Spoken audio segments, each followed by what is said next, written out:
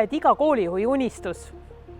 Õpetaja ülivõrdes ja teed oma tööd samuti ülivõrdes. Hea õpetaja olemust ilmestab väga hästi Toomas Hendrik Ilvese tsitaat.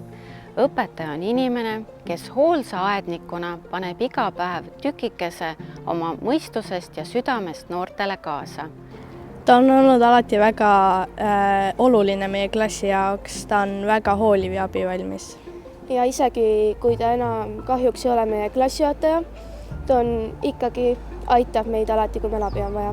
Ma arvan, et temast ei saagi paremat õpetajat olla. See meeletu sära, energia ja inspiratsioon, mida sa teistele jagad, see on lihtsalt nakkav.